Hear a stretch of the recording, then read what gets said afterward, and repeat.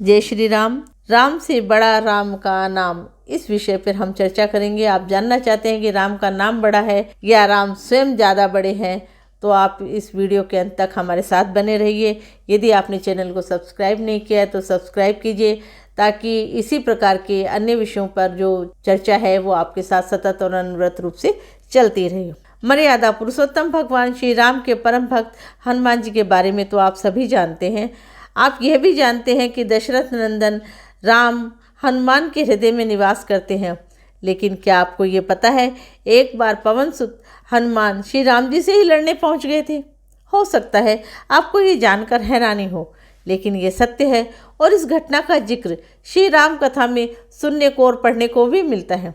लेकिन इससे भी ज़्यादा हैरानी करने वाली बात यह है कि जब पवन सुत श्री राम से लड़ने के लिए तैयार हुए तो उन्होंने सौगंध भी मर्यादा पुरुषोत्तम राम की ही ली थी। आइए जानते हैं ऐसा क्या हुआ था कि श्री राम के परम भक्त हनुमान को उनसे युद्ध करना पड़ा। तो ये कथा कुछ इस प्रकार मिलती है कि एक बार सुमेरु पर्वत पर सभी संतों की सभा आयोजित हो रही थी। केवर्त देश के राजा कंत भी उस सभा में सभी संतों का आशीर्वाद लेने जा रहे थे। रास्ते में उन्हें मिल गए नारद जी। राजा सुकंत ने उनको प्रणाम किया। इस पर नारद जी ने उन्हें आशीर्वाद दिया और यात्रा करने का अभिप्राय पूछा, प्रयोजन पूछा। राजा सुकंत ने उन्हें संत सभा के आयोजन की बात बताई। इस पर नारद मुनि ने कहा, अच्छा है, संतों की सभा में जरूर जाना चाहिए। ऐसा कहकर सुकंत को जाने का आदेश दिया। सुकंत जैसे ही सभा में जाने के लिए प्रस्थान करने लगे, नारद जी ने उन्हें आवाज लगाई और कहा, अरे जिस सभा में जा रहे हो उसमें सभी को प्रणाम करना, लेकिन ऋषि विश्वामित्र का अभिवादन बिल्कुल भी मत करना। इस पर सुकंत ने कहा कि गुरुवर, ये तो उचित नहीं है। जब श्री नारद जी ने कहा कि तुम राजा हो और वो भी पहले राजा ही थे, अब संत हो गए तो क्या है, मत करना प्रणाम। राजा सुकंत ने कहा, ठीक है, वैसा ही किया। सभा के समाप्त होने पर विश्वामित्र जी श्री राम जी से मिलने पहुंचे। वहां पहुंचकर उन्होंने बताया कि उनका बड़ा अपमान हुआ है और वे इस अपमान को भूल भी जाते, लेकिन यह तो संत परंपरा का भी अपमान है। रामचंद्र जी ने पूछा, हे गुरुवर, हुआ क्या है, बताइए तो सही। तब विश्वामित्र जी बोले, मेरा अपमान हुआ है, मैंने आपको बताया ना। रामचंद्र जी ने कहा, अरे गुरुवर, ये तो बताइए, अपमान किया किसने है। विश्वामित्र जी ने कहा, क्या करोगी जानकर, अपमान तो हो ही गया। इस पर रामचंद्र जी ने कहा, गुरु जी, आपकी चरणों की सौगंध लेकर मैं प्रतिज्ञा करता हूँ कि जो सिर आपके चरणों में नहीं झुका उसे काट दिया जाएगा। कल सुबह मैं उसका वध कर दूंगा। श्री राम की सौगंध का जैसे ही पता राजा सुकंत को चला, राजा सुकंत बड़े परेशान हुए और नारद मुनि को ढूंढने लगे। काफी देर तक ढूंढते रहे, परेशान होते रहे, लेकिन नारद मुनि उन्हें नहीं मिले। व्याकुल होकर, परेशान होकर वो रोने लगे। तब नारद जी उनके सामने प्रकट हुए। सुकंत हाथ जोड़कर रोते हुए उन्हें अपनी सारी कथा सुनाई और साथ ही प्राणदान की विनती कर डाली। इस पर नारद जी ने उन्हें माता अंजनी की शरण में जाने की सलाह दी और यह भी कहा कि वे वहां जाए तो जरूर, लेकिन किसी को ये नहीं बताएं कि नारद जी ने उन्हें यह करने की सलाह दी है। अब राजा सुकंत रोते रोते माँ अंजनी के द्वार पर पहुंचे। उन्होंने कहा, माता मुझे बचा लें, अन्यथा विश्वामित्र जी मुझे मार डालेंगे। इस पर माता अंजनी ने सुकंत को प्राण बचाने का वचन दे डाला।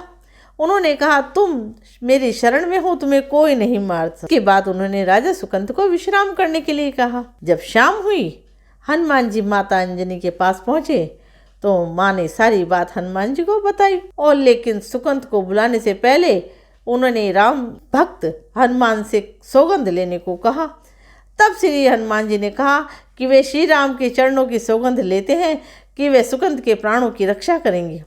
उसके बाद माता अंजनी ने राजा सुकंत को बुलाया। हनुमान जी ने पूछा, तुम्हें मारना कौन चाहता है। तब सुकंत ने कहा कि विश्वामित्र जी के कारण मुझे श्री राम मार डालेंगे। इतना सुनते ही माता अंजनी भी हैरान हो गई। उन्होंने कहा, तुमने तो मुझे विश्वामित्र का नाम के लिया था। तब राजा ने कहा, नहीं, मरवाना तो विश्वामित्र जी ही चाहते हैं, लेकिन मारेंगे तो राम जी।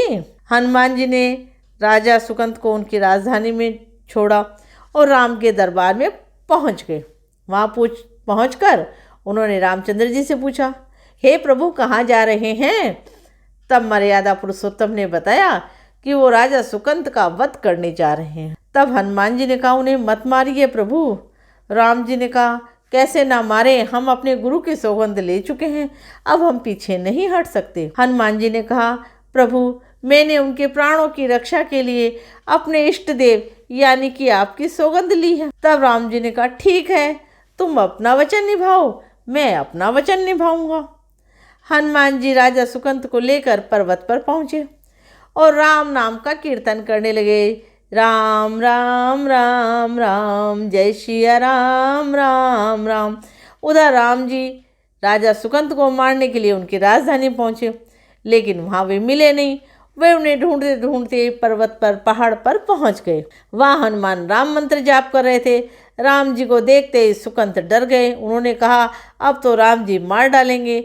बार बार हनुमान जी से पूछते, बस तो जाएंगे हम। तब हनुमान ने कहा, राम मंत्र का जाप करते रहो और निश्चिंत रहो, अपने भगवान के नाम पर पूरा भरोसा रखो। लेकिन वो काफी डरे हुए थे, तो सुकंत जी को हनुमान जी ने राम नाम के घेरे में बिठा दिया और उसके बाद राम नाम जपने लगे।